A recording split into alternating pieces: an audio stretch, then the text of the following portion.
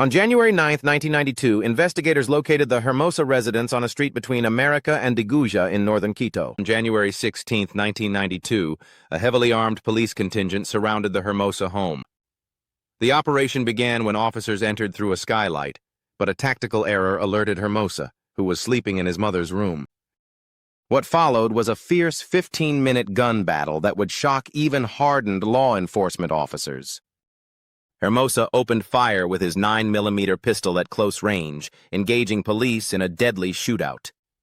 When gendarmes on the street began throwing grenades, one explosion brought down a wall of the house, crushing 2 policemen beneath the rubble. In the chaos and gunfire, Hermosa's adoptive mother, Zoila, was shot 11 times and killed, a tragic end to a woman who had tried to care for a child she couldn't control.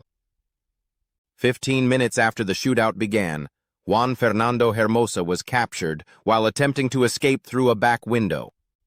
Remarkably, despite the intense gun battle, he emerged without a scratch. When 10 agents transferred him to Garcia Moreno prison that morning, they were stunned to discover the truth about Ecuador's most wanted killer. The words that echoed through the prison that day would become legendary in Ecuadorian criminal history. "I want to make it clear that my name is Juan Fernando Hermosa Suarez, and that on February 28th, I will be 16 years old." Hermosa was sentenced to the maximum penalty Ecuadorian law allowed for a minor, 4 years imprisonment at the Virgilio Guerrero Rehabilitation Center.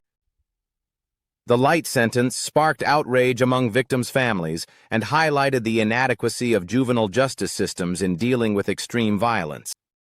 Even behind bars, Hermosa's capacity for violence remained undiminished.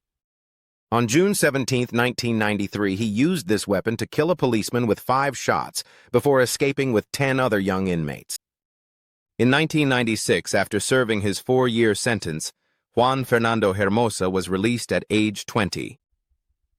He went to live with his adoptive father in Nueva Loja, Sucumbíos province, hoping perhaps to find the stability that had eluded him throughout his violent adolescence.